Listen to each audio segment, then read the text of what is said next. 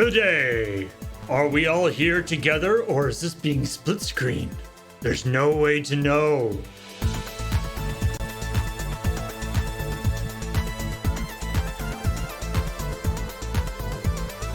It's a good joke for about a quarter of our audience who actually came from ChillPoint. We'll maybe explain that, but we should probably start with what we are and who we are and think. I'm gonna be real good this week and not interrupt with shenanigans. I'm gonna wait until you're done and then I'm gonna shenanigan. She said, well, interrupting with... Trying to shut me down, I think, to keep me from getting any further. Hey, everybody. Welcome to ChillPoint, the show where we talk about the week's video game news and the episode of ChillPoint that just went up went up yesterday, slightly later than usual because of, well, you might... I mean, it wasn't that much later than usual. But you may have inferred from the end of show things there's some shenanigans involved in the filming process. Mm-hmm. Okay, so first to give all of you context, because maybe you watched the episode but you didn't read the comments. There were a few people who interpreted Beej's words at the end of the show as the truth, as like very true. This is why we have a House of Lies and Rhythm Cafe. Yeah. It's to establish boundaries, and so people Literally know what they're walking earlier into. in that episode, he has a story where he is flagrantly lying. Yeah. Yes. Also, Beej is a renowned liar on ChillPoint. And Paul let me get away with it all the way to the very end of the story. Yeah. What Beej was referring to was that Kathleen and him recorded their stories separately. Yeah. But they were in the same room for that intro and outro. Yeah. So there's the crossover, right? So, Kathleen well- records her one shots. They both record the beginning and the two end. ups, yeah. And then Yeah, and Beej shows... usually we record the whole thing kind of front to back as you end up seeing, just because it's easier for the flow and it actually makes for a little bit of a faster edit.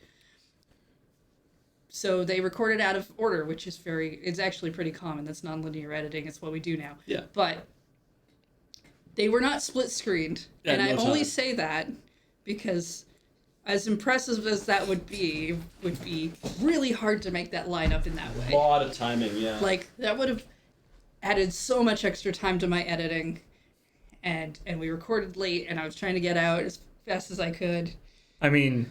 So I appreciate that you all chose not to do an after show for my purposes. Yeah. Of course, ironically, or not ironically, but if you recall, at the beginning of the pandemic, we did actually do ChillPoint. And green that was screen, really split screened, annoying. Yes. with Graham and Kathleen on individual green screens and composited together, and it took way longer. Way longer. Not only did it take longer because we did the green screening thing, but we didn't just green screen in Graham and Kathleen sitting behind a fake desk. Yeah. We green screened in fake reflections off the desk. Yeah. Which we probably didn't have to do, but we did. It was That is what we chose to do. when we were under that level of lockdown, it's like, could they have gone back to the office themselves and filmed everything? And technically, yes, the two of them could have gone into the office together, but they also have their kid at home. So you have to be like, we have to bring Penelope to the office, and then we have to go through an hour of whatever and be like, don't touch anything, don't breathe on anything, Or Also, at that point of the lockdown, it was legitimately like, should we go outside? yeah, right. We didn't know what happens if you run into somebody. It was a little. It was. I was kind of paranoid for a while. Mm-hmm. It was like, should I be opening the window? What are we dealing with here? And it's not to say we couldn't have done a split screen, but it's just harder for no real reason. Yeah. But the next time we get all thrown into our houses for a year and a half on a lockdown, when we split screen in all the hosts for ChillPoint, what we'll do instead is we'll have completely ridiculous sets that they're doing ChillPoint from. We're thinking ahead and having those generated ahead of time. I will riot. It's fine. You'll be just like in your own house. Oh, you don't understand the power of what I can do. Yeah. Anyway. So yeah, a You little will little feel behind the it. scenes thing there. Obviously, and actually that kind of ties into part of the reason why the filming was a little bit fraught was because Kathleen had to take Ben and Graham to the airport because they are In Philadelphia. they're going to PAX Unplugged, or they are at PAX Unplugged. Should be happening right now, yeah. Assuming there isn't some sort of big hoax happening. They are currently at PAX Unplugged Yep. and not at like a Best Western by the airport. No, exactly. Joke's on them, because like there's no booth or anything for anyone to go to, which means Mm-hmm. they don't have to man a booth. But because there's no booth, we're definitely going to be questioning what they did over the weekend when they come back. There's Yeah. going to be a quiz. Yeah. We're going to want to know about all the board games they learned about. I have every confidence that Graham is again vlogging this entire experience. So Yeah, that's how he's doing his final presentation. Yeah. yeah, so that means you'll get to see it in a year or two. Yeah. Ben, on the other hand, might have to do an actual formal report. Yeah. But yeah, they're not there for they're not so much for the meet and greets, although they're be available for that, but for the networking, finding out new board games, and meeting people and all that good stuff. So actually, just as a quick check-in, how's the audio sound? Just want to make sure that we're I mean, no one's Sounding complained okay? yet, but sometimes they just I mean, it's true. Nobody has complained. nobody's complained, but Chad is known Yeah. for often just like letting things go and not complaining about it's things. because they're really nice people. Yeah. I'm gonna take these off then. They're the good idea. nicest gremlins I know on the internet. So let's talk about video game news. Starting with the tiny sliver of the story that was actually true, which is there was a new teaser released for the new Sonic movie. Yeah. New live action Sonic the Hedgehog 3. And also that it introduces a new character, Shadow the Hedgehog, Yeah. Yeah. who is currently not shown up in the Sonic the Hedgehog movies. But I thought they teased that at the end of the second movie, I but I will can't assume actually so. remember. Yeah. I can't remember either. All I remember about the second movie now is that it was fun. Was it like Robotnik was like doing a thing somewhere and he had like a capsule and then he threw a switch and then like it formed like it pulled in like this new black hedgehog thing? I can't remember if that's how that happened. I think you're actually closer to the teaser for the end of the first movie. Sure, yeah. I don't remember how it all happened, but yeah, that's all we know. I'm disappointed that the teaser wasn't just like Shadow like looking down the barrel of a gun. Yeah, or something. Like, exactly, right? Just like as somebody who hasn't, I mean, I've enjoyed the Sonic games. I have not personally played the ones with Shadow the Hedgehog in them. So the most exposure I have to it is the meme of that Shadow is Sonic with a gun. Yeah. I've seen some of the cartoons, I think, that have Shadow. Mostly all I've really seen... Oh, no, wait. I think Shadow shows up in that one where you get to choose your own animal character persona. I think most of what I've seen is just Sonic being kind of, like, witty and whatnot. Like, he's trying to be Spider-Man in that situation, and Shadow's just, like, very edgelord, like, angry that he's being quippy. Right. And we used a image from the Cactus A, who their friend Hawkreek, their roommate, their whomever on Mastodon sent me this thing. Being Yeah, like, they were so "My friend excited." made this, and I was like, yes, and we were like, we should mention their name in the after Yeah, I show. said you should but then there was mention that. no after show And because then we were trying you to didn't. scramble to get stuff done. So we're telling you now. yeah. I put it on the Yeah, there's a Image. little... Oh, good. Thank Yeah. you. I put a little mark on the image. But yeah. the image I'm not saying that you all should send a series of photoshopped images of Sonic's 30th anniversary Yeah. to Beach, but I'm saying that could be a thing that's happening. Varying levels of appropriateness. Yeah. Yeah. I mean, that... I'm just gonna just assume maybe somebody hasn't watched the episode, but it's basically the new Doctor Who logo, but with like Sonic's 30th anniversary. Yeah. It's very nicely done. Yeah, it's well done. Although if you are going to send beige logos, I would personally appreciate it if they're landscape orientation. Yeah. Otherwise, absolutely. I have to, like in this case, I've just filled in the sides with black, which is Yeah. fine, but it's more convenient because it fits in the little Yeah, square. please make them for the size that fits the thing, but make them like not like. Don't be like, well, I watched it 1080p, so it should be this size. No, make it We're awfully more. demanding, aren't we, for Yeah. for Well, free if you're stuff? gonna at this point, it's like if you're gonna start sending us artwork, it's like, yeah, I think we're gonna have some demands about stuff. Like, I'm not saying you should do that though. I'm just saying if you were going to do that, that's how you should do keep it. these things in mind. Anyway, the rest of this story is, I mean, largely trolling on Beige's part. Absolutely. I mean, when you have a story that's, hey, there was a glimpse of a character that's probably showing up in that movie that Yeah. we're writing about, because let's face it, it's now December 1st, so we're in the low period of time for actual news. Although, as I'd like to say that they started it. Shadow voiced by Vin Diesel, I think would actually be kind of perfect. I think it would be too, or anybody who can have that style of voice. I'm an advocate of cast people who are actual voice actors and not people who are. But at this That's point, fair. you know, I mean, Vin Diesel's done several outings as Groot, and I'm like, I think at this point you can probably count that he counts as a voice actor as well. I love what some of my favorite voice acting is. You know, his obviously him being Riddick Yeah. is iconic, but in the movie he doesn't really get to do too much. But I actually played it on stream.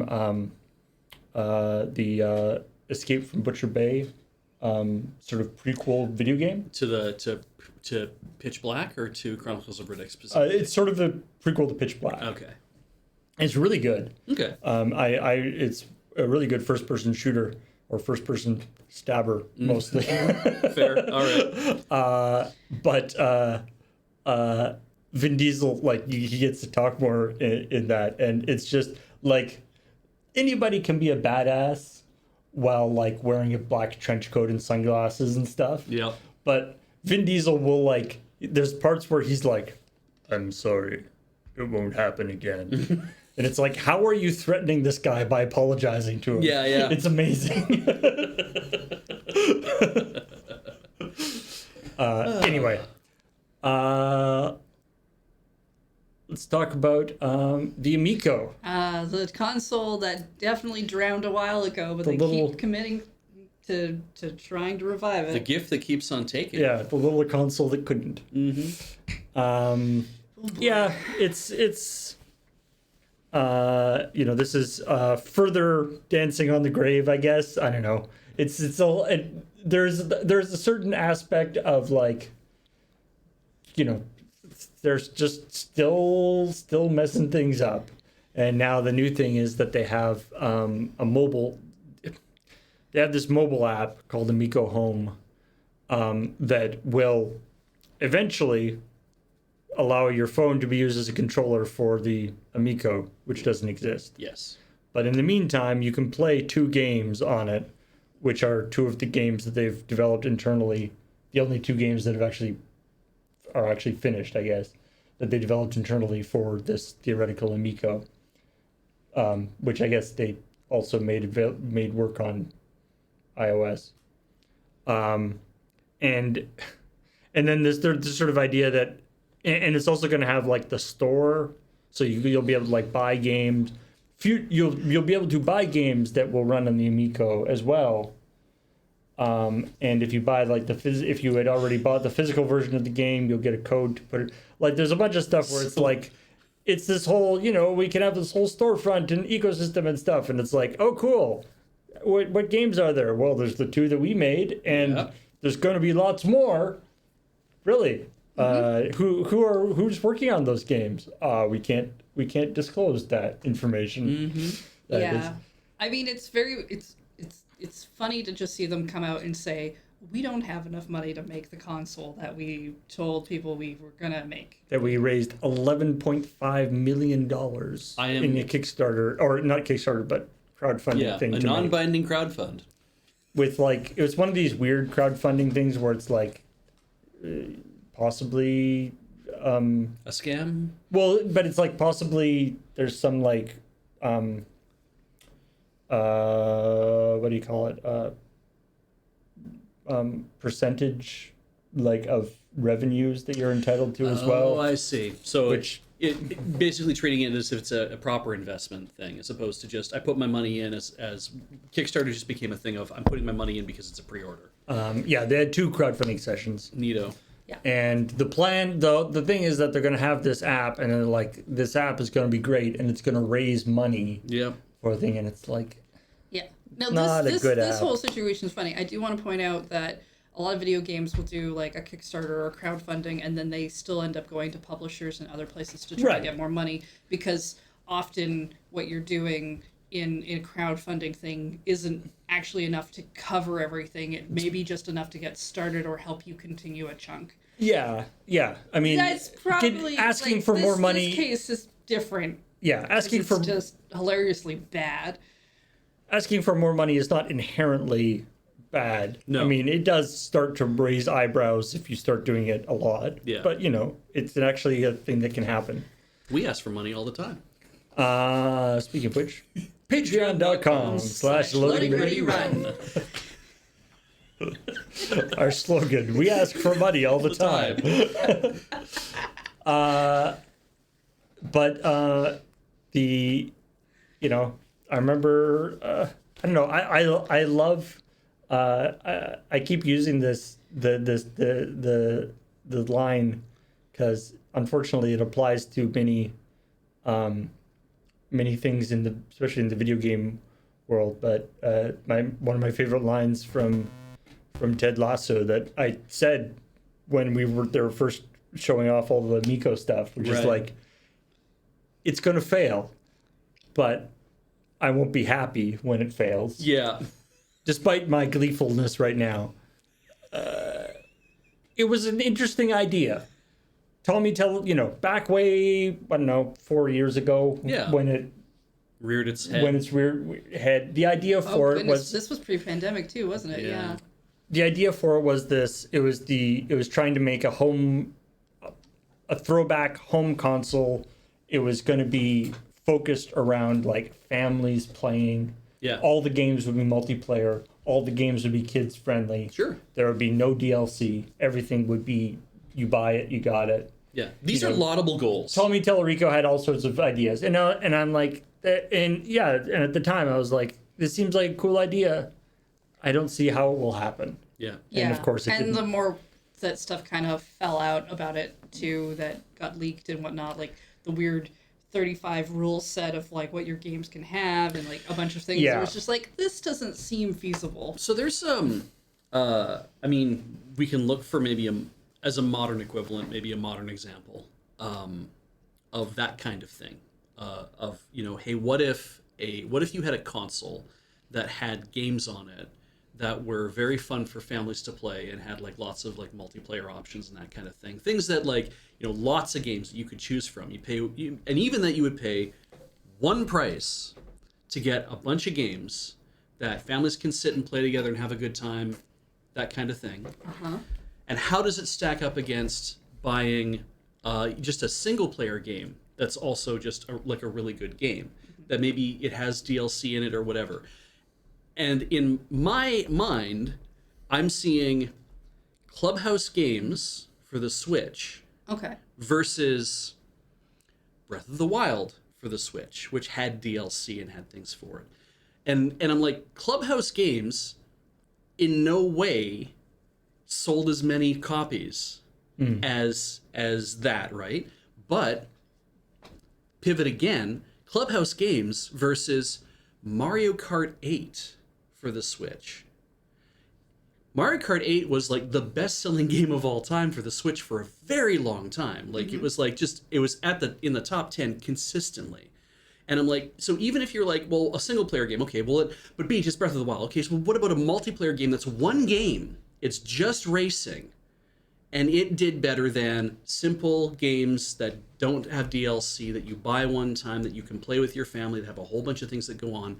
And it's like, yeah, that's That's lots of variety, and people didn't go for that. That's like shovelware for the Wii, right? All the like party game things and everything else. It's like those things were out there, but we all recognized that they weren't as interesting or as much of a draw as a single player game or a multiplayer game that does one thing very well. Your Call of Duties and stuff are the same way. And That kind of thing. Overwatch. And I think there is also, I think, part of the issue was that the entire premise was kind of, stuck in this rose tinted glasses nostalgia thing, right? Yeah.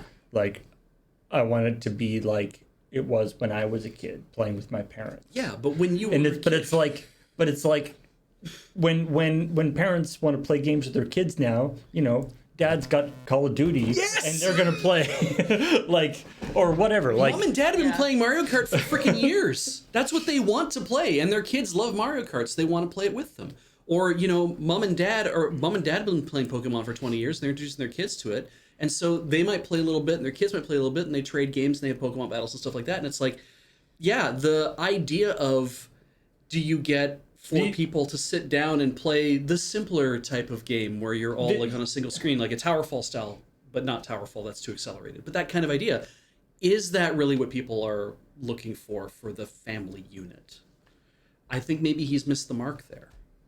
well, yeah, and I think even so, the premise was possibly flawed, and then there's some business stuff that made it even more questionable. Yeah. Because didn't they also have like a large office that had like nobody in it? Yeah, and then they end up they like laid off a ton of people, mostly the people who were in charge, who were like answering the phones with and giving refunds to people who had. Oh, yeah. The only but then people who had anything that they could be working on. And so yeah, it was just like, yeah, and the trick with something like an Amico, right, is that it's like the whole sort of difficult part is kind of the ecosystem.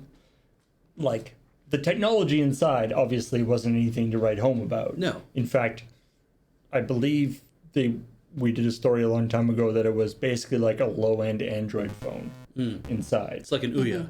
Yeah, they got mad about that. Yeah. Not about the story that we did, but the fact that that was a thing that was getting reported on. That was... Yeah. It was just like...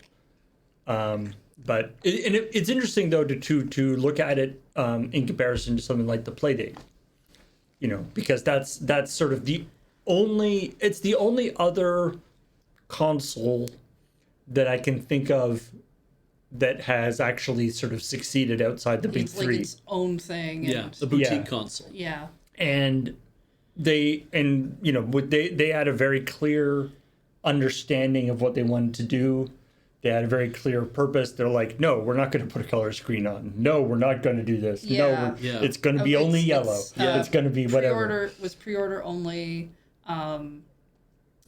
but they also does the company that was making the Amico make anything else? Because usually when you've got like a project like this, Yeah. because the Playdate isn't like the sole thing that Panic makes. No, in fact, it's Right. Panic makes a ton of things. It was sort of a and that was the other thing, is that the Playdate was basically kind of a lark Yeah. by Panic. Like, I mean, they took it seriously, but Yeah. it was done in such a way. It was deliberate. See what happens. And it was deliberately done in kind of a like a sort of a fun way. Yeah. I think that's telling as well, too, right? The idea that... But like, if this fails, it's not going to bankrupt the company. Yeah, exactly. We're not starting a whole new company on the back of a console, that kind of... Which I think is a grand idea, actually, that if it's like... If you're a company out there that's making video games for many, many years, and you're like, I want to launch a console, I'm like, Well, they why wouldn't you consider that? Because Valve did that. Microsoft, Yeah. right? When Microsoft brought out the Xbox, that wasn't like, oh, the Xbox is our only thing. Yeah. Now there's going to be like meetings about, hey, is that actually taking off enough? Do we want to just cut it or Exactly, whatever? yeah. But it's not like, oh, this is the only thing we make. That and didn't make money. But Well, I think the whoops. Xbox is also the Xbox is kind of a different animal in that is that for Microsoft moving into that field, they were like, we're not doing the Xbox as a lark. We're doing this as a business statement. Like we're doing this as like we recognize that the gaming space has a ton of money that we want access to. But it's also that the Xbox itself wasn't making any money. Yeah. For them, Yeah, but And- it didn't have to. it didn't have to. Yeah. Valve coming up with a Steam Deck, I think it's very cool that they did that to be like, well, we want to make, but they're basically just making a portable PC that has the whatever. They're not Yeah. making something that's kind of like Yeah. only these games can only run on these things. Panic saying we're making this console, and who knows, it could turn out to be something very fun. Panic has that cachet within a lot of within the development industry. That's not a company people really talk about that often. In a lot of other respects, but like if you're a developer, if you've been a Mac developer for years, you've used a lot of Panic stuff probably. Yeah, especially in the Mac. Yeah, they have Yeah. a reputation for very high quality boutique software. Yeah, and they have this, and because of that kind of cachet they have, and it sounds like, oh, Panic sounds like an interesting place, and it sounds like a fun place to work, and they have pedigree and history and that kind of idea. For them to say we want to make a video game console. And I think they partner with Teenage Engineering to design that Yes. stuff. Yeah, and it's like, ooh, they also have a lot of cachet. And for them to be like, we're making this bespoke item because we want to see this thing succeed, and we're gonna attract developers to make games for it. That's like, I think that's where you start, is with the idea that we already have this cachet. It's not that Panic had a name like Intellivision was a name people remembered. It's like they didn't build that on the back of the Panic name. They built it on the back of the Panic reputation. I think Amico may have overestimated the cachet of the Intellivision name. Yeah. I think too they were kind of past the point. Like they came in way too late on the idea of the Nintendo Mini. Right, And, because then they're because we had those like plug and play consoles that were coming out that were like, hey, remember this time in the past? Well, buy the Sega Genesis. It's smaller, but it has like all these game ROMs on it. Yeah. yeah, that's And- true. Like and- that and filled was a lot kind of that like, niche. Yeah, that was a thing. That was a thing that people wanted, and I think they came in way too late for you to be even a part of that. Yeah, like Atari just released their third or fourth 2600 console. Their 2600 all-in-one console. I think their Atari 2600 Plus is like shit, it could be their sixth for all I know. Like it just seems like there's always. I went to London Drugs the other day and I looked on the thing and there was an Atari like 2600 alike thing that literally had the logo on it up top, but it didn't say 2600 Plus, and I was like, well, what's that? If the 2600 Plus is like the new thing that just came up, what's the thing that I'm seeing in London Drugs? How long has that been out for? Who made it? Is this the previous model? Like I'm just like, I don't know anything about this, and it's probably that was an original Atari. It probably. It's just been in the back room at London Drugs. They finally just put it on the floor and be like, somebody will buy this, right? Yeah, it feels very weird that you shouldn't. Analog kind of gets away with it, I think, as a company who's like, we make very boutique hardware, but our boutique hardware is not meant to play any games that we produce, and so therefore we're in a completely different boat, and that's tough. Because it's like you're never going to reach the market you need to make that Well, succeed. they always make such small batches too. Yeah. That they're constantly running out. and it's that knowing your niche, doing like when people start up a thing and they look at Nintendo or somebody else and they're like they sell however many 100,000 or 100 million yeah. things, that's such a big market. Let's get in on that. And it's like, that's not your market. No. No, it's also not Like something, you're not competing with Nintendo. It's Yeah. not, Don't it's also pretend you something are. that like Nintendo Yeah. didn't show up yesterday with a Switch and say, here we go. They've Yeah. been building their brand for years on certain things. They have like Mario and Zelda have a certain cachet in sense of like quality and what kind of game you expect. Call of Duty has the same kind of thing. It's Yeah. like you can't just show up In and fact, be like, hey. Call of Duty legally has a certain amount of cash. Yeah, it's It's been- simultaneously the worst selling game of all time and the best selling game of all It's time. been I'm not proven really in a sure. court of law on several occasions that it has important value. Yeah.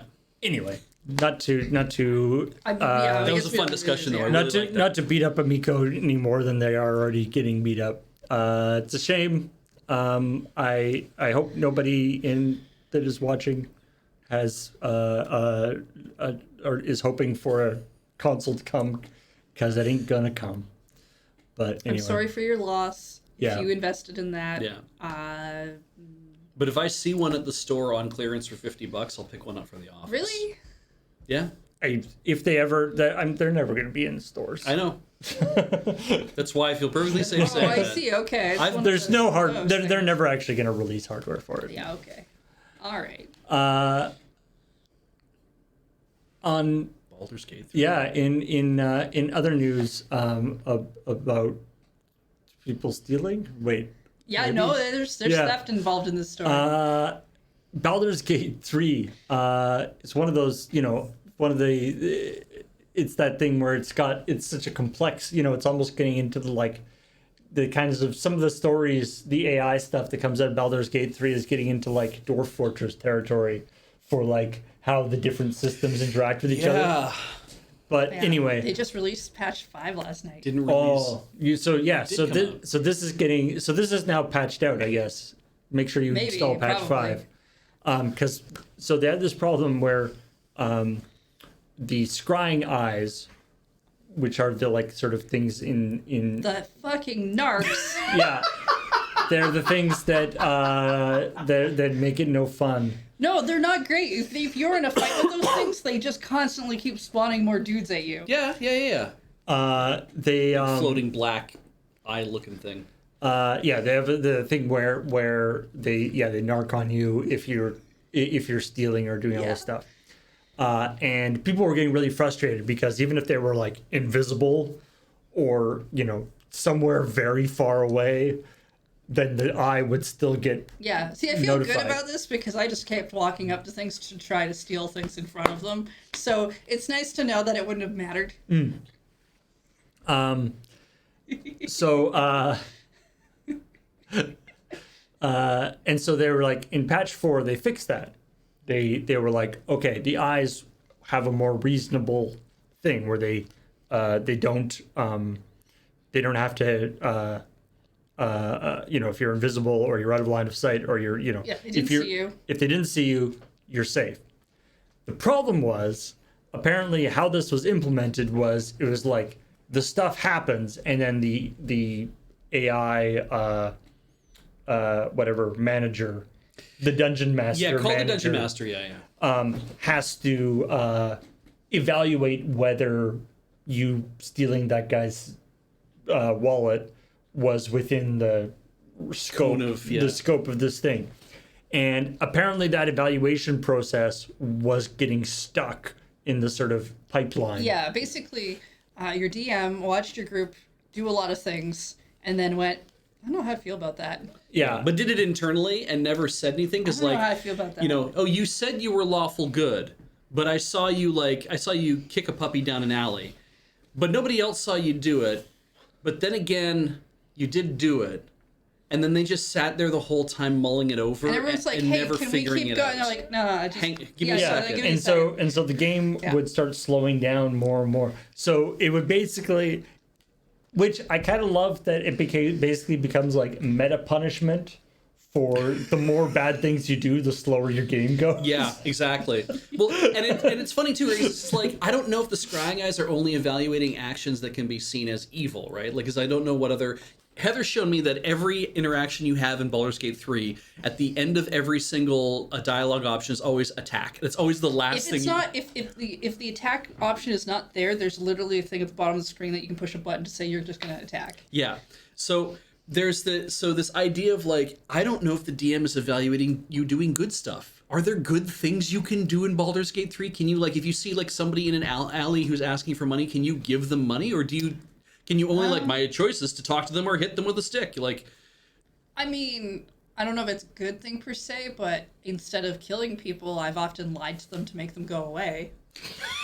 So that if we're gonna go very black and white here, that can't be bad, right? Yeah. Oh, there are ways you can do good. Okay. The guy that you lied to is he might be annoyed that you lied to him, but if he knows that the alternative is you killing him, he's probably happy. Maybe. I don't tell him that if you stick around, I'll kill you, because that's very direct. Again, I lie to them, Yeah. I heard that thing's full of monsters, and they're like, oh, you rolled high enough. yeah, good point. And they all leave, Yeah. and then I go and take it. It is interesting that the DM and the Baldur's Gate 3 DM did not have a built-in timeout function for these kind of things. Or at least it didn't get tied into that. So Yeah. anyway, apparently in patch 5 they're fixing that. But yeah, it's but and you can see in the interview that the guy is kind of playing it up as like the DM is mulling over your evil deed, or the in-game DM thing is mulling over your evil deeds. And I do like that it's hard locking the system so hard. It just made me think of Captain Kirk and the Nomad probe in the Changeling, that I was kind of like, that's all. He wasn't making the Nomad fail. He was just saying, I need to lock you in a loop.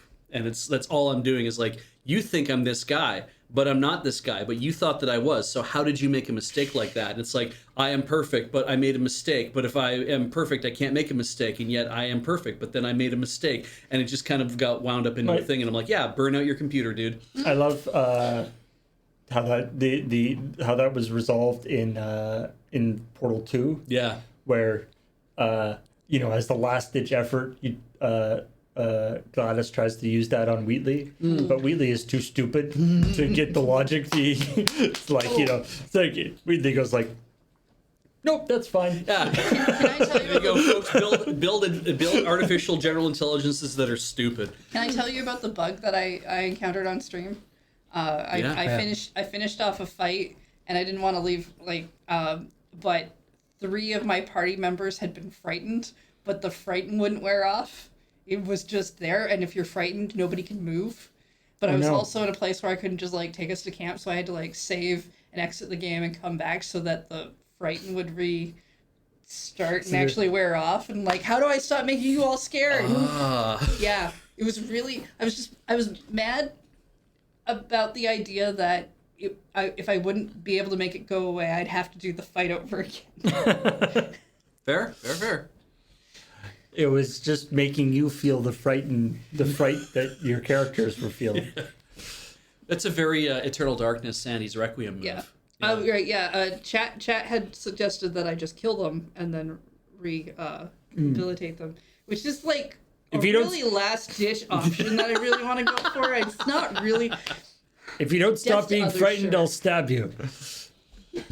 How it's got to be effective. I love Hosk's thing of, I hate that as a paladin you get punished for kicking a puppy one time, but you don't get a benefit or blessing for saving a puppy from being kicked. You're supposed to, you dumb motherfucker. Hey. Language. Even when referencing stand-up comedy bits. That's fair. Hey, do you want a special edition Xbox or PS5 controller Really? for Yorkshire tea? No. Which, as many people pointed out in the comments, seems to be... it seems bizarre that it isn't a tie-in with Spiffing Brit. Yeah. Because that's he does, that's his bit. That's his bit, and that's his brand, and he's a big enough person that I could see them actually doing that. They've literally apparently sponsored his streams in the past. What's it look like again? It's because it's real pretty. It literally actually says the name on it, doesn't it? Oh yeah. It looks so good. I feel like if they didn't write the words Yorkshire Tea on the controller itself, maybe then it's oh, that's actually kind of neat. But I don't like the Oh, that's how you got to have the words on it. Otherwise, that's how you know it's Yorkshire tea. So they're both Xbox controllers. No, one's a PS5 controller. Oh, I see. Yeah. I like that. I think the PS5. I like the box branding. I think that's really cool. I think the PS5 one looks better than the Xbox one. Yes, but also the Xbox controller can go jump into the ocean, as far as I'm concerned. Wow. I'm torn.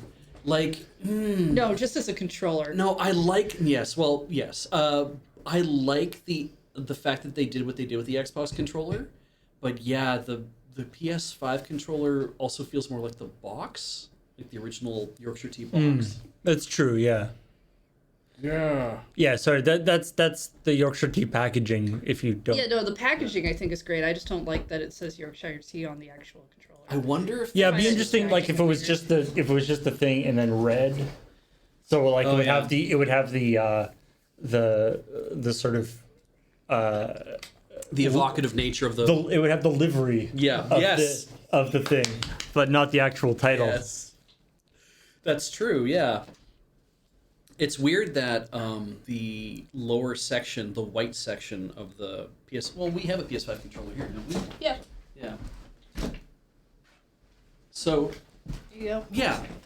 Well, I mean, it's in two pieces. It's in two pieces. So I think most customized PS5 controllers don't have that part customized. Yeah. Because I think that's like where the sticks are and stuff. So it's probably there's a bunch of electronics in there that are Yeah, because harder to. the white piece is slightly raised all the way around, and it's like, yeah, this feels like car panels, like things that you're going to put on the frame of the controller. But I do think it's interesting that there's a whole white section that it's not black, it's white, right? That kept the white down there maybe to make it feel more like a PS5. Anyway, it is a silly thing, but the fact that it is like, it's not just like a one-off somebody made, that this is actually like an officially licensed deal is pretty awesome. And then Epic versus Google, not Apple, which is something that I messed up. I did the wrong. I initially put the wrong graphic in and had to get Heather to swap in the different graphic. I'm so used to Google, Epic, and Apple being the Having ones the fight. Yeah. Yeah. But yeah, there's, man, they Google really, because the project or both of them have these stupid, like, Project Liberty is the was the code name for the Epics will violate the terms of service and do stuff that isn't allowed in the store. It's their plan for breaking the law. Well, but then We're breaking the terms of service, I should say. That's not a law, that's the terms of service. yeah, but then Does Google have a response? well, Google last week we talked about Project Electra, Oh, right. which was Google's thing Right. about possibly buying Epic. Oh, okay. Or buying a big percentage of Epic. Right. So I don't know why all these like very mundane business choices have to have like big project, Yeah. exciting code names. Yeah, But we made fun of that a lot last week. We were just like, I don't, why? but yeah, so basically this is one of those like you always get these things in court cases where in this case they put Tim Sweeney, the CEO of Epic, on the stand or whatever, deposed him. I don't know if he's actually like in court, but Yeah. they have him on the deposition, and he has all sorts of very high priced lawyers on his side, Yes. saying that they're making sure that he doesn't literally lie. Yeah. He can fudge the truth and things, Yeah. but he's not, but the lawyers will stop him from actually lying, because then that will get everybody in trouble. Yes. So he can't. And so when they're like, did you know that this was violating the terms of service for the Google Play Store? And he's like, yeah, like he has to say like, He has yes. to say yes. And it's that thing with like, they've been not that they have not that they've been shy about talking about it, but they've been sort of circumspect and kind of been like really pushing this kind of freedom fighter narrative. Yep. But to put it sort of, they have to, because the very pointed questions that the Google lawyers are asking, he has to answer in a very simple way, where it's just like, did you know that this was happening? Yes. Was this the thing? Yes, that was the plan. Basically, every question the Google's lawyers are asking are variations on, did you know this thing you were doing was going to get you in trouble, and that you were basically poking for a lawsuit? Yeah. And I need you to say that 15 times, that yes, you knew every single time. And actually, as in the sort of as an extension of the story, because we did talk about this last week, the this lawsuit, A lot of the reporting about this has been done. It was done by Sean Hollister from The Verge. Okay. Which so he's been doing like all the going through the court transcripts and all the stuff, yeoman's work that nobody else wants to do, and so everybody's been quoting his stuff.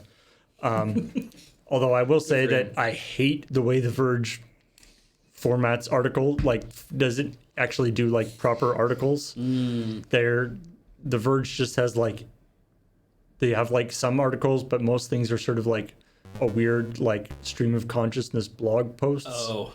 It makes it very difficult to actually see what's going on. But anyway, that's my I guess when the idea is to get articles out as fast as possible, you're not actually. I think they're trying to make it seem more kind of bloggy. Oh, yeah. fair. I mean, fair, at least it's written down. I've seen a lot of things where I go to click on what looks like an article, and it's just them being like, "Here's a link to our video." I'm like, no. If I wanted a video, I would have looked for a video. But if you go and look up stuff that Sean Hollister has done, rather than like whatever 3 or 4 articles summarizing what's going on, there's like 500 little things of him basically updating things and posting stuff. It's funny, right? Which is, it's like, okay, but that's not what I expect to see on like a news website. It's funny because the level of frustration that I encounter here is that do I think that all these platforms should be a free and easy thing for people to be able to put their stuff onto? I'm like, absolutely. I'd love to see somebody say, I make a game for this and the game can go on here, and then I can sell that game here and I can sell that game there.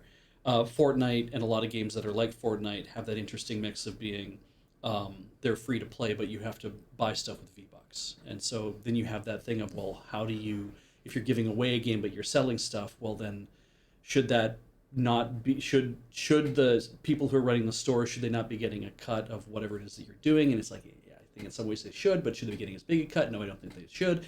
But when we come down to just like the nuts and bolts of cases like this, what gets me is I'm like, I don't want Epic to walk away winning this. I want them to have to lose it, because I work for a company where I have to sign things that have terms of service all the time. And if I'm doing work for another party and we sign a contract together and then they do a bunch of stuff to break that contract and not pay us, I'm like, I don't want that. Because I don't want to have lawsuits. So I don't want people to screw us over, but I don't want to screw anybody else over either. And I just don't want there to be lawsuits. I just want to get on with my work. And so when things like this happen, I'm like, don't go fishing for a lawsuit on purpose because you think you have a point to make. Nobody wants that. So there is an interesting point there, though, that like Epic did this, knowing that they would get in trouble. Yes.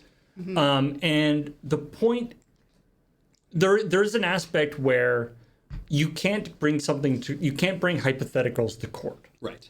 So if you want to, say, get change the terms of service, you can't really bring a case that's, if I had done this, I would have got in trouble. Yeah. Or maybe you can in certain circumstances, but it's a lot more difficult. Yeah. And so you have to have standing. So there is a a strategic point that they're trying to make. And whether you agree with that or not, and sort of subsequent stuff of trying to sort of whip their audience into a frenzy about it. There's all sorts of questions about that, but I mean, we had this conversation 2 years ago. Yeah, this is basically the same deal as it was with Apple. I don't know why they think that they'll win this one when they lost the Apple one. I mean, I think they were hoping they'd win the Apple one, and then this one would just be really easy. Yeah. To be honest. But presumably, Google can use the Apple case as precedent for their own case, so it seems like not a good move. But anyway, we'll see. As with the Epic Apple thing, it's two multi-billion-dollar companies, beating on each other. Yeah. Nobody's really gonna come out better, except for the $150,000 legal experts. Yeah. That they're being paid on both sides. Having good lunches every day, I'm sure. We were And- joking about that, and we were like, they're going to go out to lunch together, these two guys, Yeah. later, and be like, Yeah. okay, now we're going to switch positions and Yeah. see if they can recognize or us. they like, hey Ralph, hey, Sam. Sam. Punch out, And speaking of things that are silly and pointless, the Game Awards. Yeah. Yeah, the game adverts are next week. Yeah. I don't know. We haven't actually talked about whether we're going to do something for that. We're not, because there are definitely streams happening during that time. Yeah, it's happening over. We're not going to be doing anything Yeah, for it's that. happening on a Thursday evening, so it'll interfere with the long game. Okay. You won't be missing much. No. Because you can watch it yourself if you want to. All we'll be adding is. Or you do the smarter thing. Maybe either put it on in the background, or just wait 3 hours for the news outlets to tell you if anything interesting happened. Yeah, who won? Yeah, that's really, Really, it's really the who better ran idea. on stage. You just need the summaries. I have not ever watched the Game Awards and at the end felt, yeah, I'm glad I watched that this year. Yeah. I'm glad I caught that live. Yeah, no. Otherwise, I would have been spoiled. Yeah.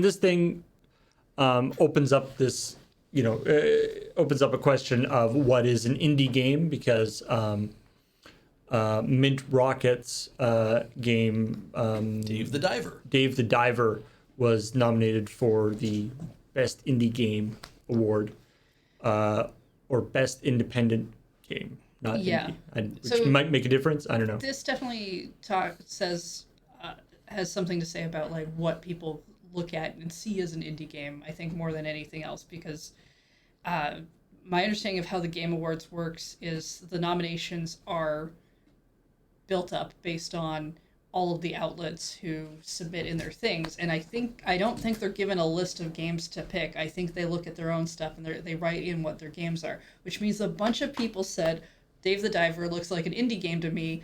I think it goes on this list. And I think it's indicative, and people pointed this out in the comments that Jeff Keighley didn't make the decision. but also that the movie industry has had this problem for years, that indie movies have no real definition, and the majority of the big Hollywood studios have an indie division. Yeah.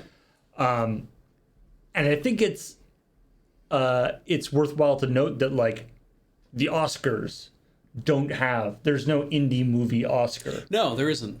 And I think that's smart on their part, because it's just okay, once you actually, the idea of making that as a category inherently means that you then have to define that category. Correct. And indie has never been well defined as a thing, Yeah. whether in any media, but especially when we're talking video games, movies, stuff where the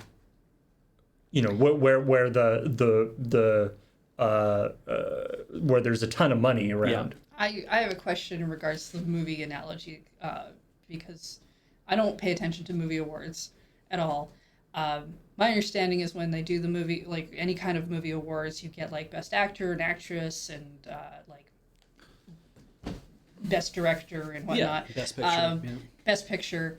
But do they really get it down and divide into the categories like the Game Awards do? Is this the best action movie that happened year, No. or the best whatever? There's certain Golden Globes, I think, do that. yeah, Yeah. but yeah, they don't go into by genre. Yeah.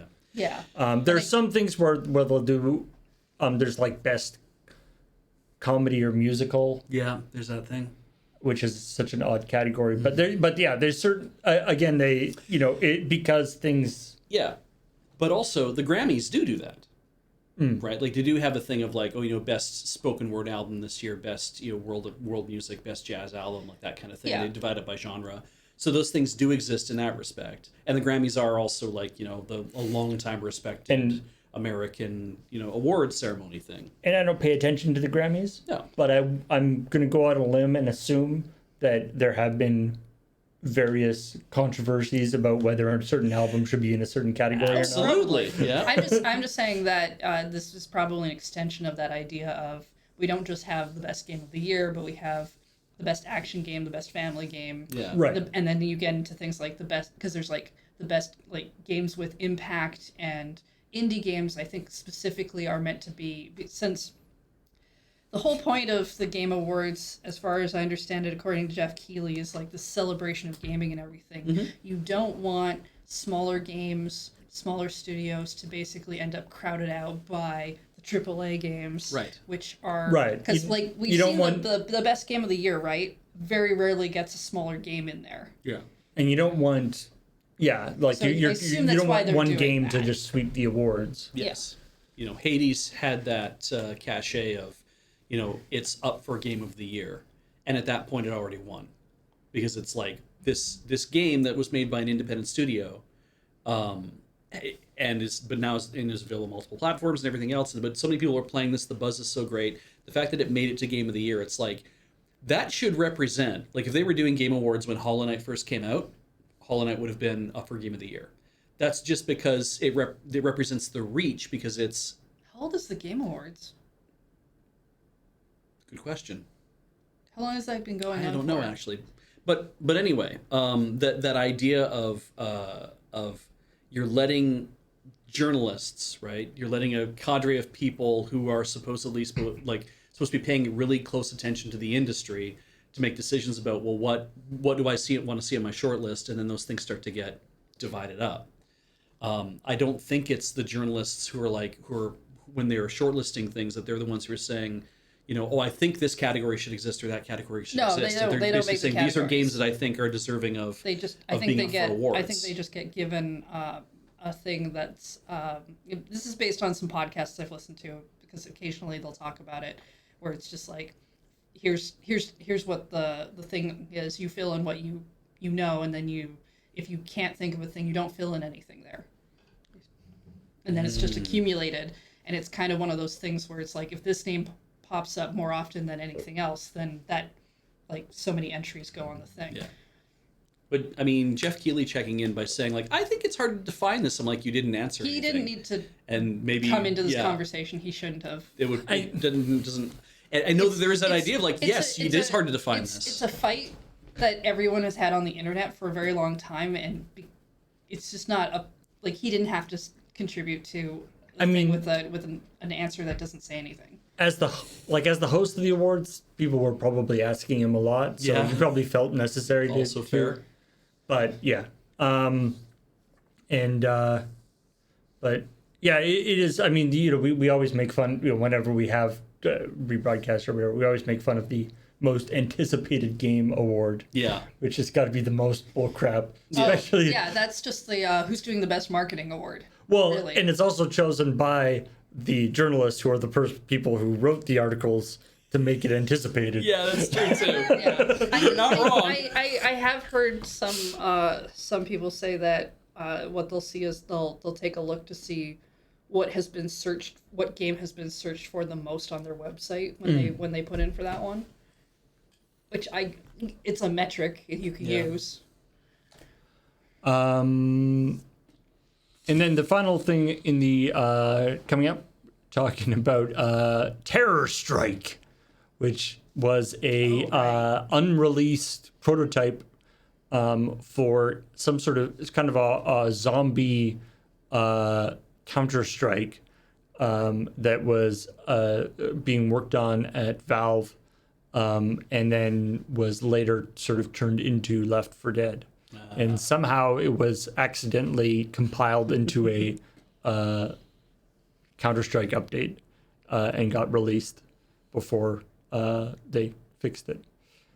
To be honest, the video I saw, it doesn't look very interesting. I but couldn't see much in that video. Everything it was very, so dark. Presumably they hadn't finished the lighting pass in the prototype. I mean, maybe, I can't tell. Sometimes games are just dark. So let's talk about some other stories. Overwatch 2's mythic skins are been kind of disappointing. Is it because of their rarity? Because they're not as mythic as one would hope. Okay. So when Overwatch 2 went free to play, and they started, their whole thing, part of their monetization strategy and part of their thing is that like they're like we've got this new tier of skins Okay. that are gonna be the mythic skins. All right. That are gonna be totally bonkers. You know, they're gonna be This will make it all worth it. full character, you know, redesigned, new graphics, new assets, new sound effect packs, new skins for all the different stuff. So it's like you get one of these mythic skins, and it's like a total conversion of your character Okay. to a different thing. Interesting. All right. And the first couple apparently were like that. Apparently they were talking about spending like literal like years working on these fancy skins. But then the latest ones people have not been terribly impressed with. The newest one is for Orisa. Is that how you spell it? Pronounce it? I don't know. Who's the sort of centaur robot? Oh, I see. Oh, okay. And this is the new skin called Grand Beast. It comes in 3 different colors. Oh, good. They're not 3 different characters. All right. Yeah. It is available as an Ultimate Battle Pass reward. It was received with thunderous "That's it" from fans. So they say in this article. Specific, like part of it is that they had previously released this skin, Dynasty. Is the name of this skin, which was like a skin they released a couple years ago. Okay. For the character, and people are like, it looks basically or very similar.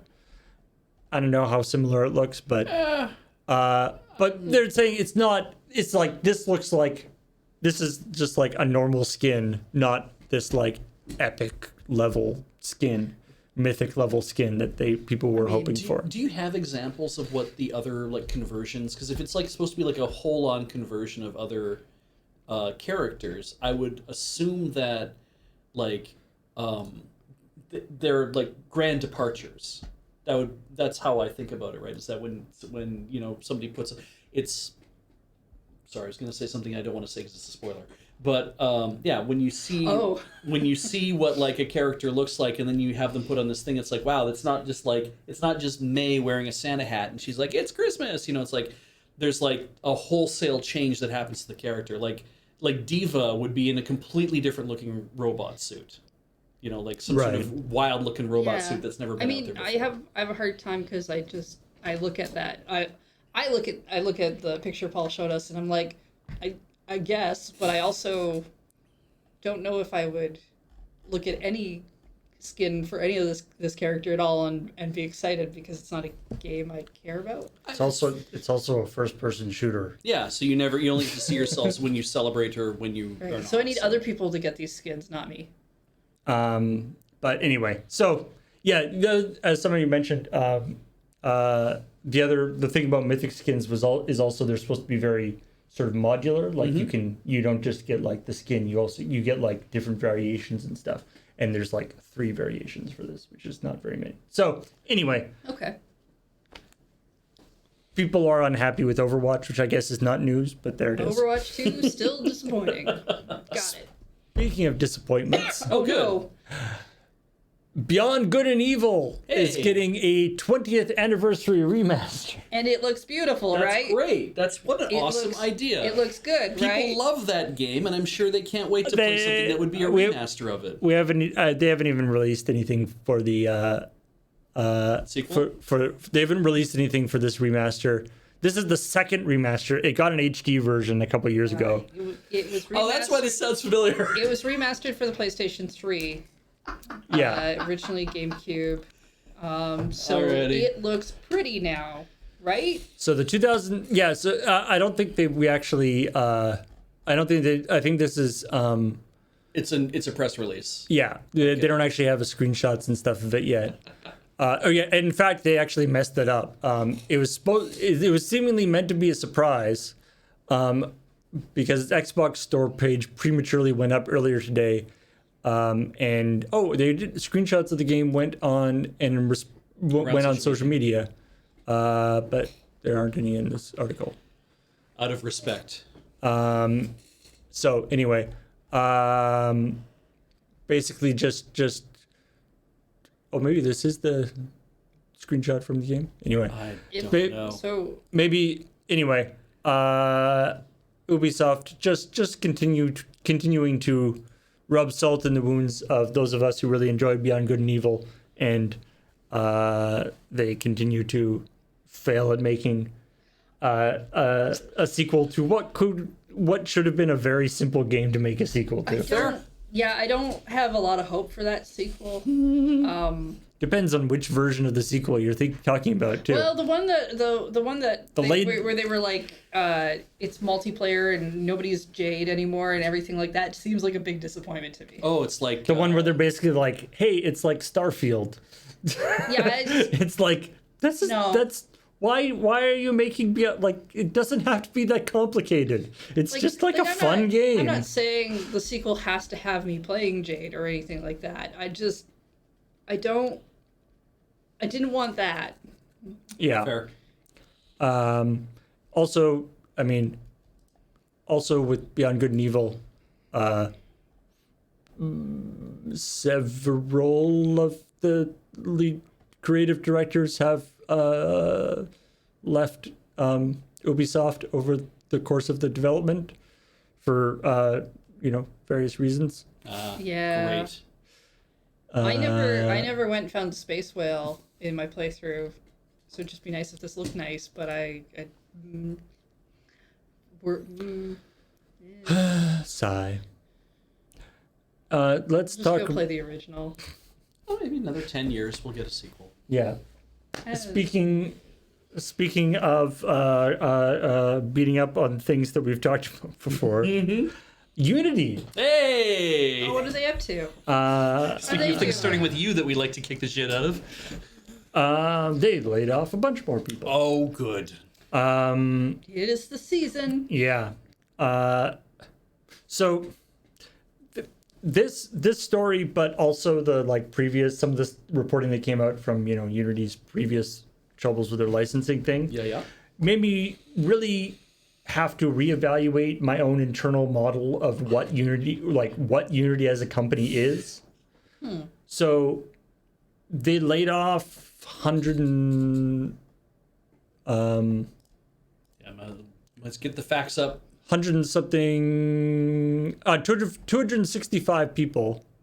Unfortunately not 256 people, Oh, yeah. which would have fit nicely into a 8-bit number. Maybe they could have won the award for best layoff then. Which is six. This is the part that makes me confused as to what Unity is as a company, and maybe that I'm wrong. Maybe what I thought was wrong, which is 3.8% of their 7,000 employees. They've also closed 14 of their branch offices. Oh, yeah, okay. Yeah, these are big numbers. Why do they have 14 branch offices? They make a game engine. right? Yeah. Maybe they do. Why They don't write documentation. They just make a game engine. They closed 14 branch offices. So apparently the majority of the people that were laid off were to do part of their acquisition of Weta digital assets. So don't worry, Unity doesn't own Weta. No. As in the company that does Peter Jackson. Peter Jackson Slither thing. Wings. But basically they acquired a chunk of assets from Weta, and then basically and so that they were running the software, and then Weta was licensing it sort of back from them. And apparently this whole thing was a bit of a surprise to Weta as well. What? The layoff or the purchase? The layoff. Okay, yeah, I'd be surprised too. So they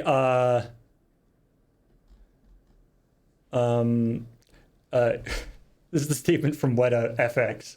Unity's need to refocus its efforts on its core business and change its relationship with Weta FX was not something we planned for, Weta FX said in a statement. we are endeavoring to hire back as many crew as we can. Wait, Unity laid them off, and now they're trying to rehire. Yeah, well, because they bought a subsidiary of Weta that I think was part, like, the people who were managing part of Weta's software stack. Yeah. It's because they wanted the technology. Yeah. And now they've laid off, and as part of that, they had this big service agreement, which is apparently their biggest. They expected to be their biggest client. Right.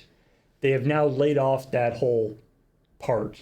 Which means that And so Weta's like, okay, we'll hire those people back, I yeah, guess. we're hiring them back. They're going to manage our tools. You don't get to do that anymore.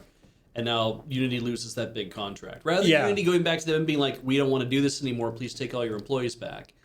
You know, they were just like, we'll just fire them all. So this is the third round of layoffs. That's got to be really this year. confusing, at least for the employee. Yeah. Yeah.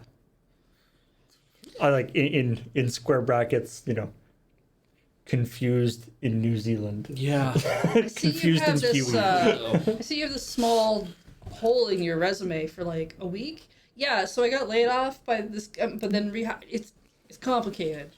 I can understand, like, I can kind of get why this would be an idea, that if Unity wanted access to these tools, and Weta was like, we don't want to have to manage a software development thing, because our job shouldn't be managing the development of our own tools. Our job should be, creating special effects. It makes sense. Yeah, that if you're like, we don't want to have to be responsible for that because maybe it's not your core competency.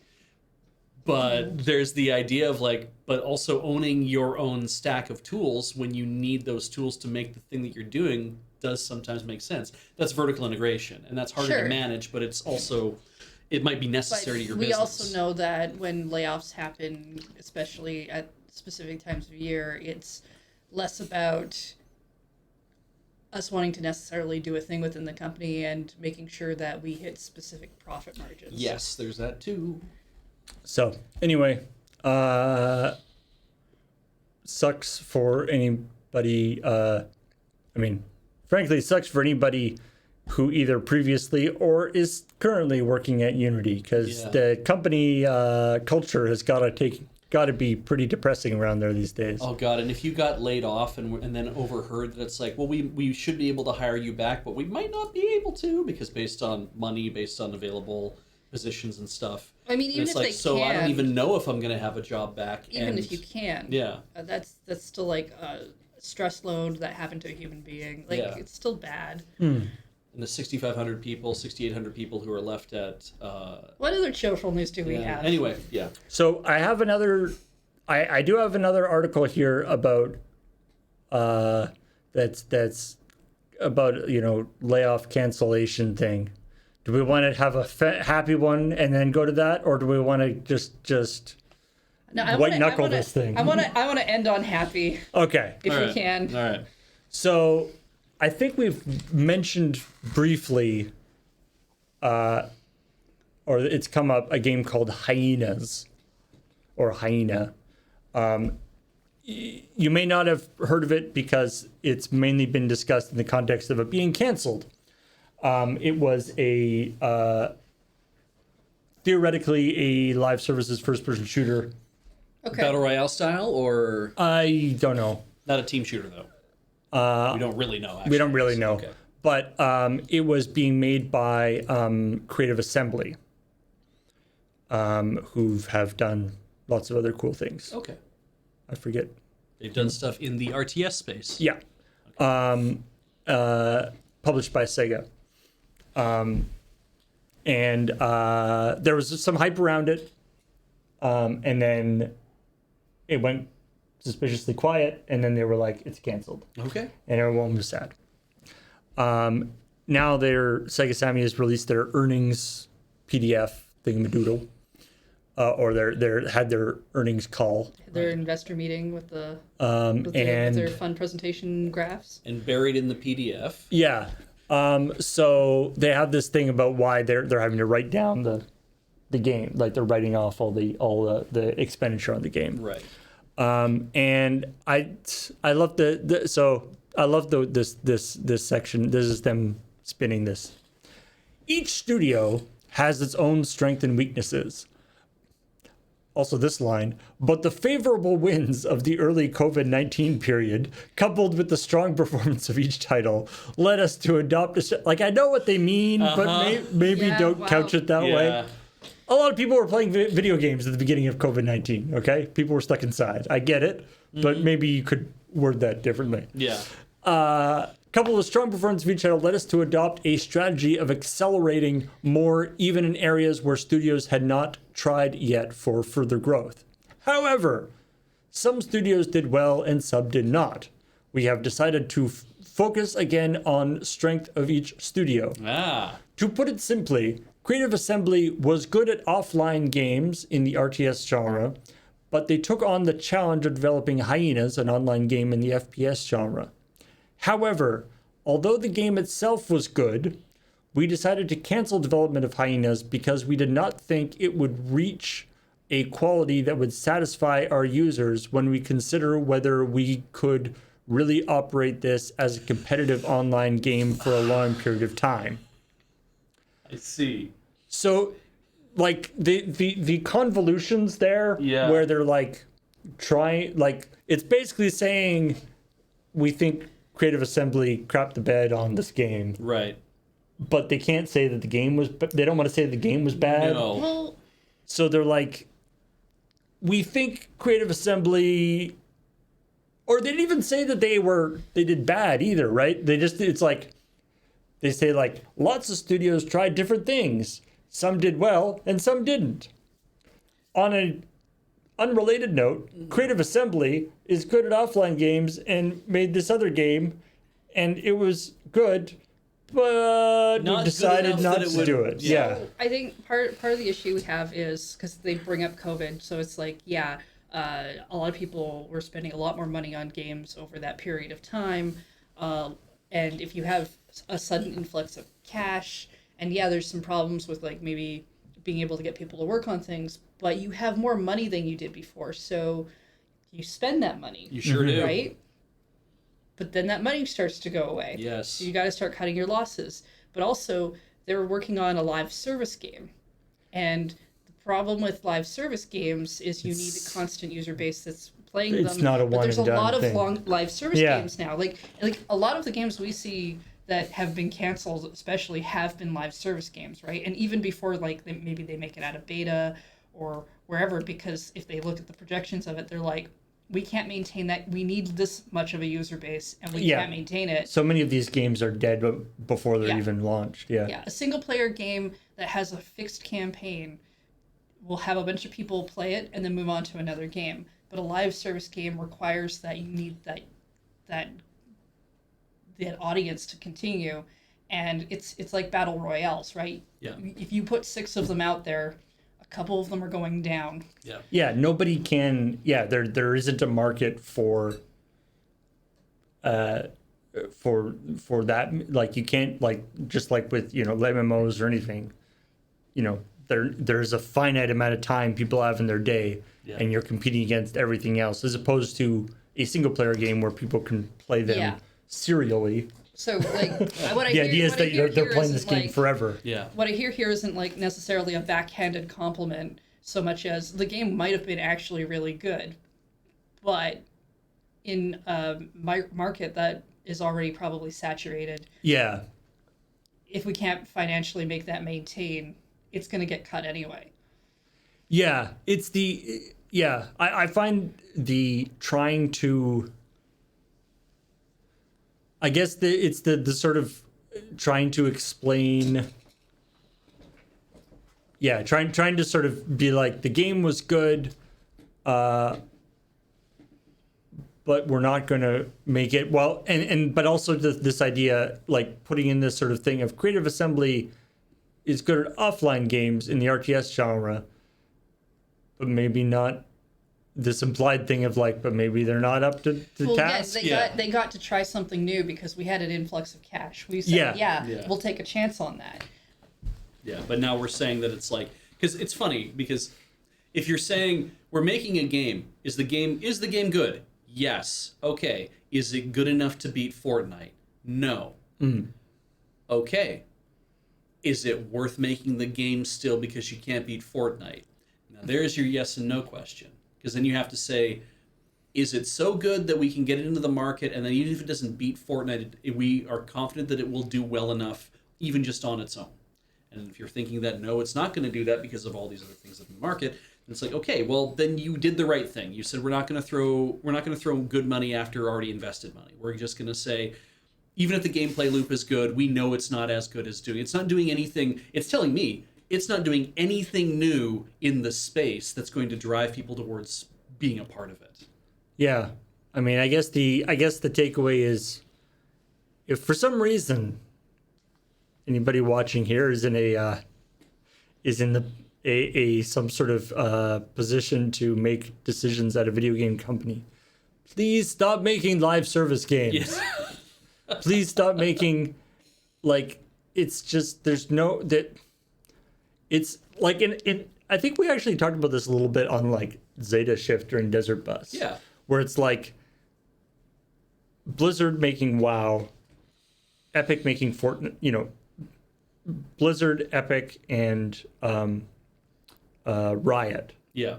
have in some ways almost like conned the rest of the video game industry that they can do that too. Yeah. And to Basically, League of Legends. and basically tricked the rest of the game. They're tricked all these big companies into wasting millions or sometimes billions of dollars. Yeah. Chasing that thing that, like, we could do that too. Yeah. Look at how much Yeah. money they're making, and it's just can't. There's just no room in the market. Yeah. Bungie too. Yeah. I mean, Yeah.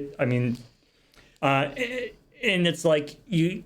Yeah. There are things. It's like there's no shame in being number two, right? Like Square Enix making Final Fantasy 14, and people loving that. To the people who play Final Fantasy 14 are just, they're very evangelical about how much they love that game. It's like, this is such a good game. I'm like, that's great, and I love that for them.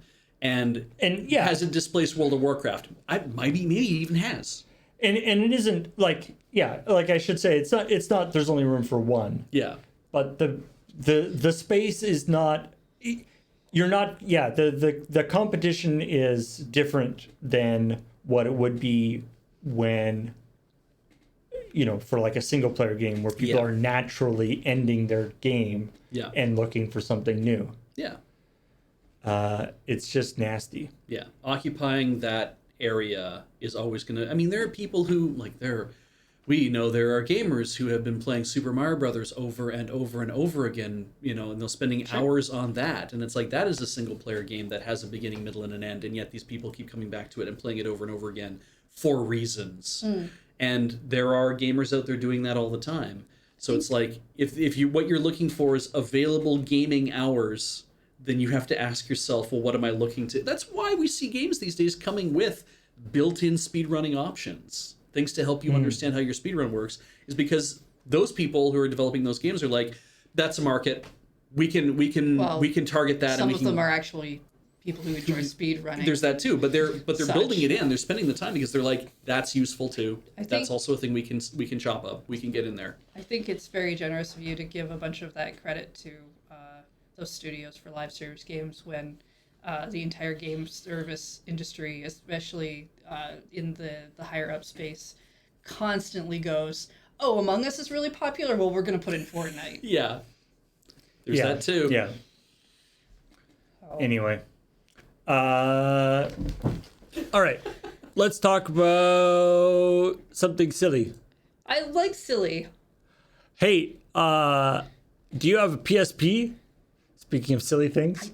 Don't, but every now and then it seems tempting. Gran Turismo on your PSP? Yes, I do. Great.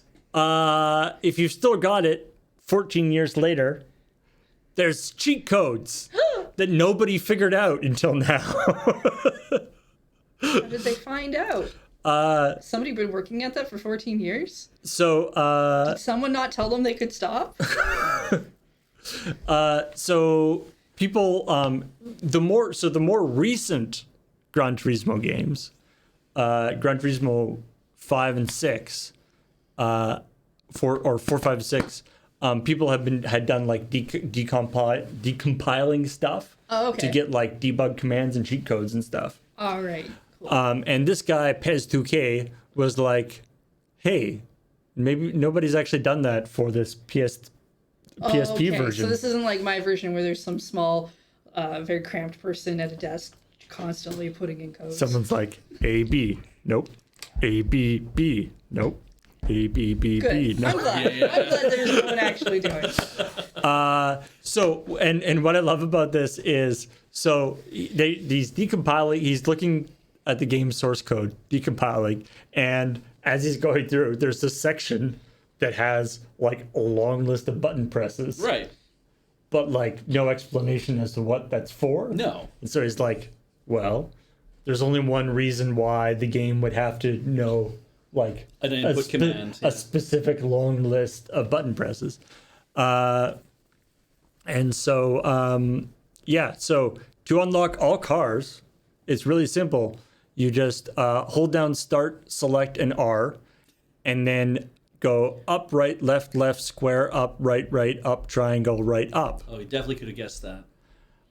He would have gotten there eventually. Yeah. And to get 99 million credits, you hold Start, Select, and left, and you go down, square, down, left, right, triangle, right, square, up, down, up, down. Check them for yourself on the website. I really believe we could start a number station, but just with like game codes that we just read. No explanation as to what they're for, but we just read the codes out loud. Well, I'm going to put that in a crap shot. Just game facts number station. Game code number station. So yeah, anyway, I thought that was fun. Mosalina, like Mona Lisa, but with letters moved around, is a new game coming out. This is definitely an indie game made by one person, Josh Hollander, and he talked about this is talking about for one thing, I keep forgetting that this is the name of the genre, the immersive sim genre, which is like, I guess, Give me some games that are in it. I'm trying to think. It's like games where Breath of the Wild and Zelda would probably be considered that, like basically games where it's like open world and there's like multiple ways of going around to different things, Oh, okay. doing different things, and there's like physics. Okay. simulations So kind of just like a immersive like sim. the immersive sim aspect is like there's more different things that you can do. Okay. First person stuff that isn't shooting is sometimes called that too, All right. Okay. Yeah, I don't like Deus Ex and stuff. That kind of. I can't say I've actually heard that used often It's- enough to it's- really lock down on it, but yeah. People are trying. It's sort of become a thing, but it's one of those stupid like adventure game titles where that is like doesn't really make a lot of sense. But anyway, so he's saying like it's like there you can do stuff, but often I don't like that there's this like lock and key thing where it's like you have to the key might be something weird and cool, but like the solution to the puzzle, there's like a solution to the puzzle that the developer wants you to do. Oh, okay. And he's like, I don't like that. It's too confining. Right. And so he's developed this game, Mosalina, where it is there are no premeditated solutions. It's procedurally generated. So the level and what tools you have to complete the level are procedurally generated. I do appreciate the sentence that says that he describes this as a hostile interpretation of the genre. Yeah. Like that's a very strong stance. It just might mean that you generate rooms or spaces to be in where the tools that you have are not things that can help you actually progress as well, depending on what's. That just sounds like a regular video game to me. So he's saying, in a lot of immersive sims, I see a door and I just know deep in my gut that I can open it somehow. I just need to find the correct item or purchase the correct upgrade, and I just get tired. It's all mapped out for me, like a choose your own adventure book. Okay. Instead of asking you to choose between two doors that lead to the same room, I wanted to make a game that forces you to be truly creative. So it's an aggressive interpretation because it takes a direction I don't like and attacks it, trying to show that there's much more stuff that we could be doing. Okay. I mean, it sounds like it could be really interesting. So it's, he's saying that when the game launched, I genuinely didn't know how many of the levels would be unbeatable. I never bothered to check. Yeah, fair. That's the magic. That's what allows you to experiment and get creative. There's no need to feel inadequate just because you couldn't solve the world's smartest man, most convoluted riddle. Mm-hmm. There's no right, there's no wrong. There's only your idea, your execution, and the harsh reality of my shitty code. Which, I've been playing Tears of the Kingdom, and there's definitely, things are, relatively not linear, but like generally the idea of what you're supposed to do in a certain situation is like kind of clear. Yeah. Because that's good game design for what they're trying to do. Sure. But there's definitely been some times where I'm like, I did this in a way that I don't think I was supposed to, but it worked, so I'll do it. I hated that when you do things like that, though, the lesson that you learn is, this is how I have to do it every time. Oh, that's not what I do. Yeah. I don't always try to find a new way to fix the problem. So, Like, if I fix the problem, regardless of how that problem got fixed. Yeah, I mean, obviously there are lots of ways. Yeah, there are lots of ways to beat many of the puzzles. But anyway, I was actually saying to Beej yesterday. So far, my favorite physics moment was I had to bring. There's the little town where you save from pirates, and then you have to bring them 15 logs. Yeah. Not 15 pieces of wood, which you can store in your inventory, but logs, which you have to carry.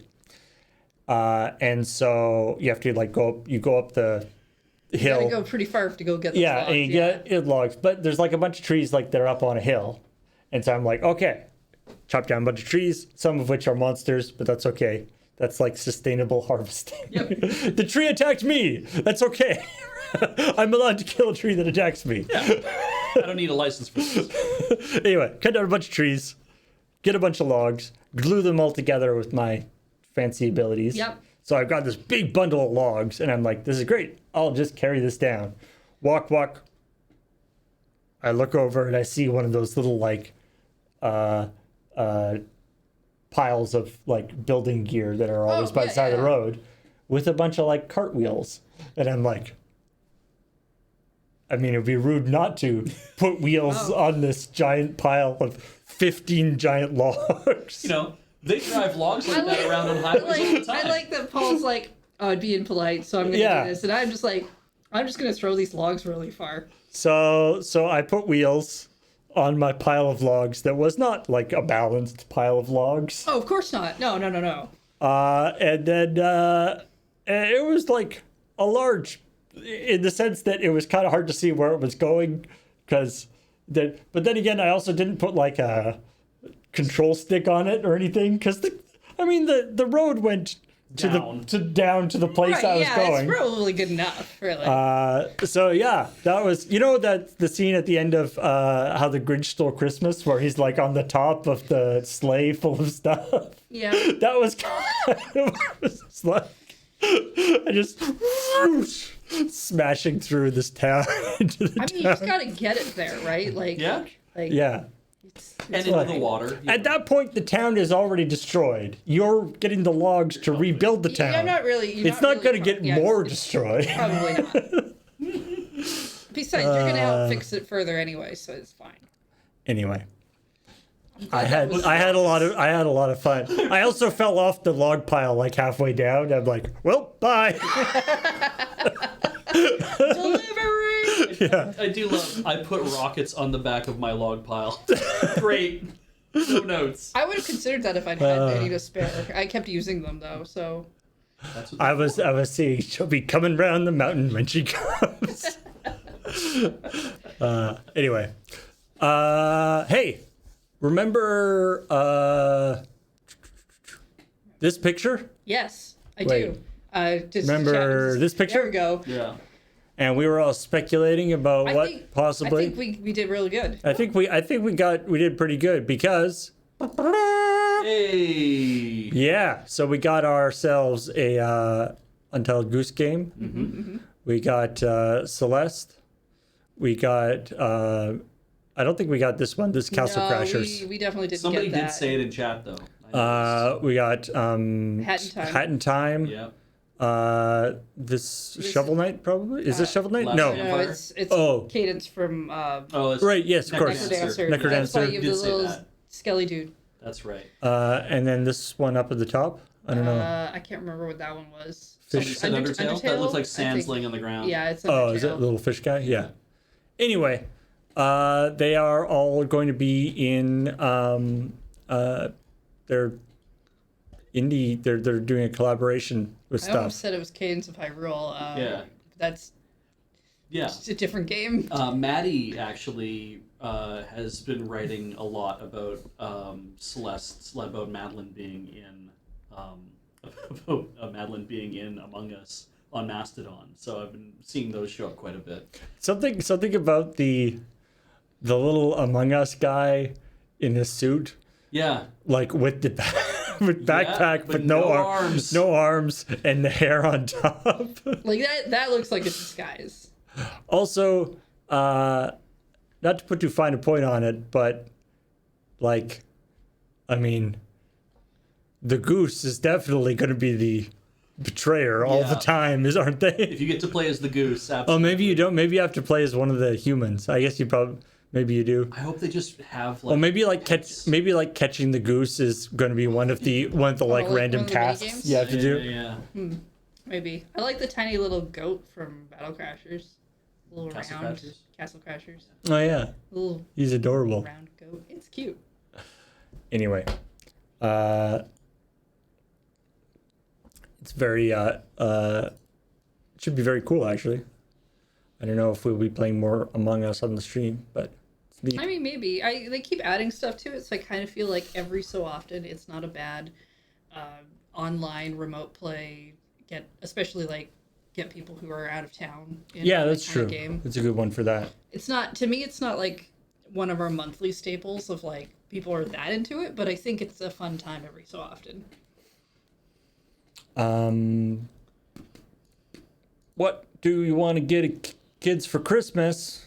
Chores. Gift cards.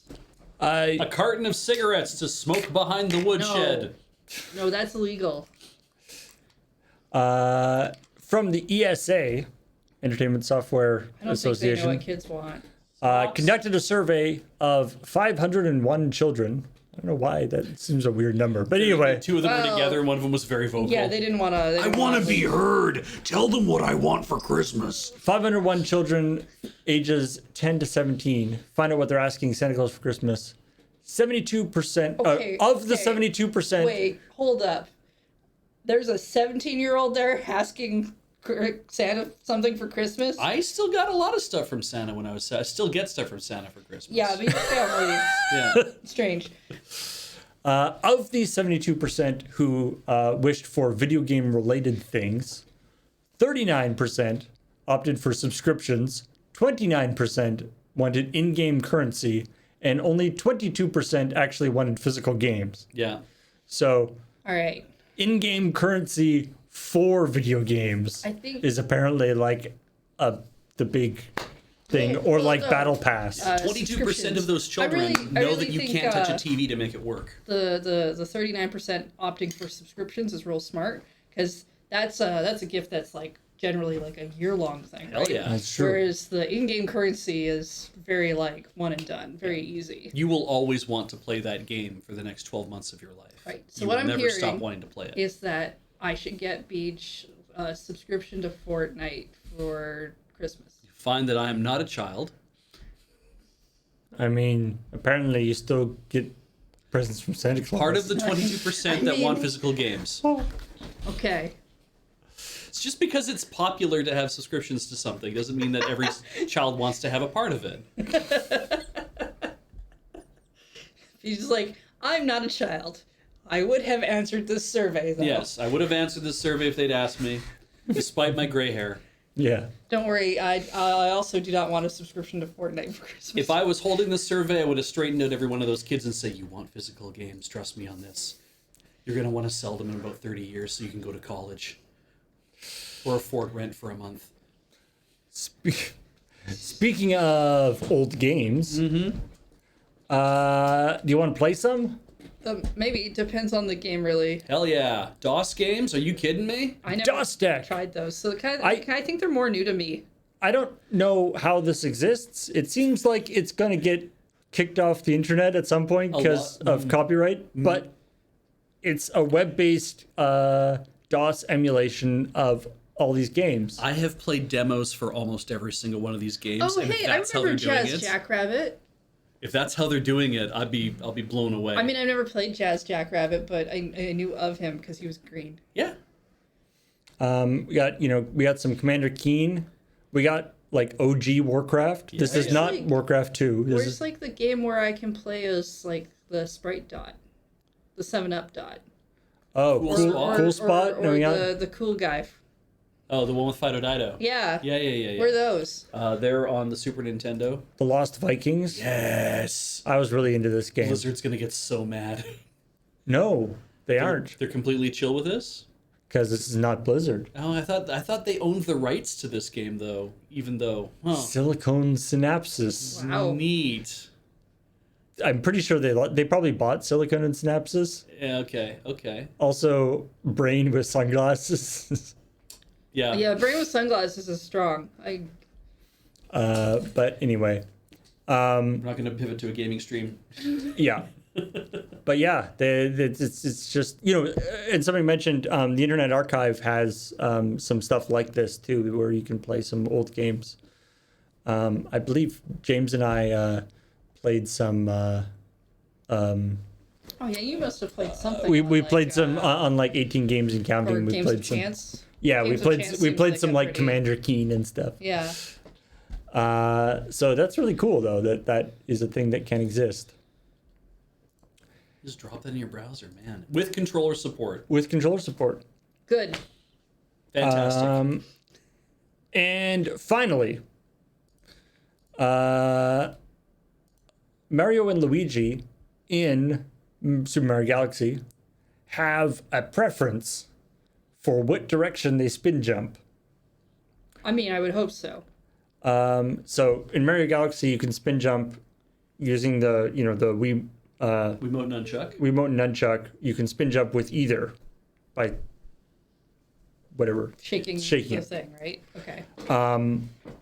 or if you are playing it in the whatever Mario 3D All Stars. Yes, the Joy-Cons. It depends on Joy-Cons. Mario spin jumps slightly higher if you do it with the right one, and Luigi jumps slightly higher if you do it with the left one. L for Luigi. You can see there's a thing here. So this is if you use the left one, use the right one. It's a different height. Why would this happen? I don't know why this would be a thing.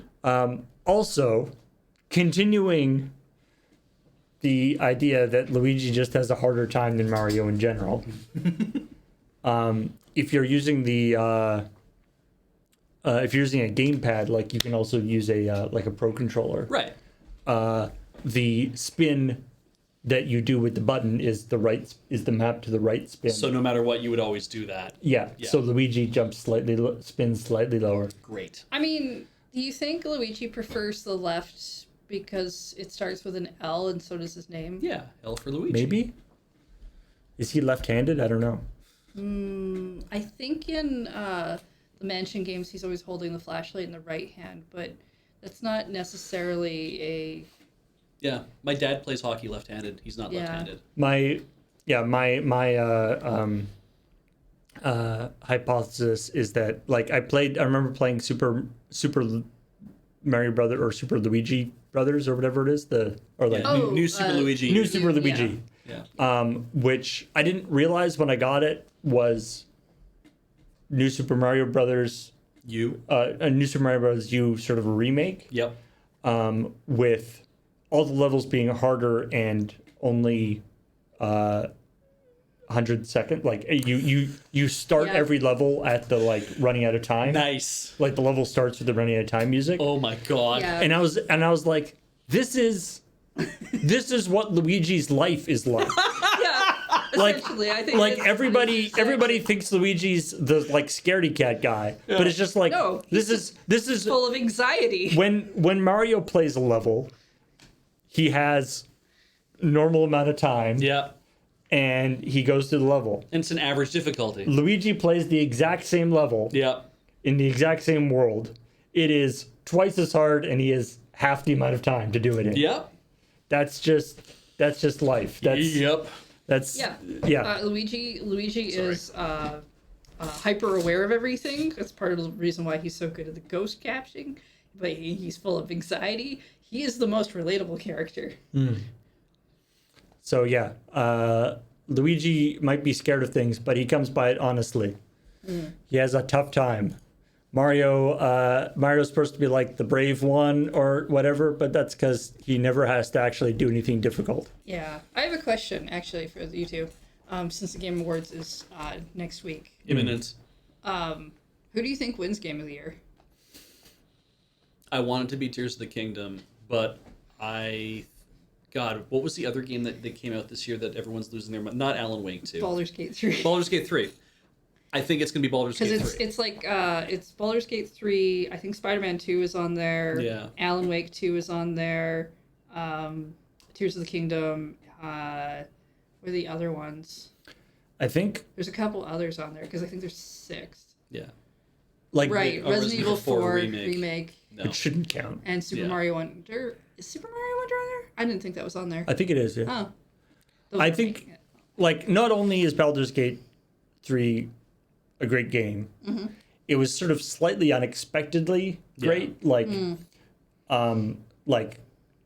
that people didn't think it would be good, but it's super good. And it also came out pretty recently. There's always that problem when the game, when a really good game comes out in February, that people are like, oh, was that year? Oh yeah, I guess it was. People kind of forget about tired it. of it because they're like, it's not as novel in my mind. People kind of forget about it, but yeah. I mean, I'm currently super into Tears of the Kingdom, but yeah, but we agree, right? Like the front runners are Baldur's Gate 3 and Tears of the Kingdom. I think I think that's pretty. You can tell how much Nintendo doesn't give a shit about the Game Awards by the fact that they released Tears of the Kingdom and Mario Wonder the same year. That it's not like they didn't try to just make Mario Wonder come out a month later or something. They're like, we're not in this for the awards. We're in this to make some money, earn our money back, and make more games. Yeah, I don't think the awards are not particularly prestigious. I think Tears of the Kingdom ends up winning. Yeah? Yeah. I want that to be very true. I think that for what everyone expected it to be, it was a surprise beyond that. And I think for people who remember that how big a surprise it was to find out what the game was actually, what was going on in it, will probably feel about as good as Baldur's Gate 3 does, where it's nobody expected Baldur's Gate 3 to actually rock it up and be this good of a game. And I'm I think both those levels of surprise could play there. I feel like it's going to be Baldur's Gate 3, but I want Tears of the Kingdom to win. We shall see. Oh wow. Come on, Spider-Man 2, prove us all wrong. I think it'd be really funny if something else won. Resident Evil 4 remake. Oh God, could you imagine? I don't think that riots. one wins. But I Such do a think if it does, that's the riot. Yeah. I mean, that'd be also just I don't know, a sad commentary on the industry too. Yeah. The best game of the year we're saying is a remake of a game that's you know. Like everything in there is a sequel, is it not? Like Wonder's the only thing that's kind of new, but it's still not a new. It's still a Mario franchise game. Yeah, I mean, Yeah, it's true. I mean, generally, you get a lot of sequels and well, I guess not remakes typically, but Like Elden Ring coming home with the win that last year I think was definitely well deserved. Like good for them. But yeah, there's no non like franchise games. Yeah. Which is a shame. Anyway, that's all the news that had to do this week. Thank you all for joining us. Of course, if you haven't watched the episode of ChillPoint yet, you should. It's over at youtube.com/LRRVG. Or if you're watching this on YouTube, it's probably somewhere near this video in the recommended next video thing, if the algorithm is working the way it should. If not, sorry. you could subscribe to the channel. That's true. Even if there are other things on the channel you don't like. If you subscribe to the channel, then you will find out about all the new video game stuff, because there's all sorts of cool video game stuff coming up. But that's all that we have to talk about for now. So, Bye. thanks. We will talk to you later. Bye-bye.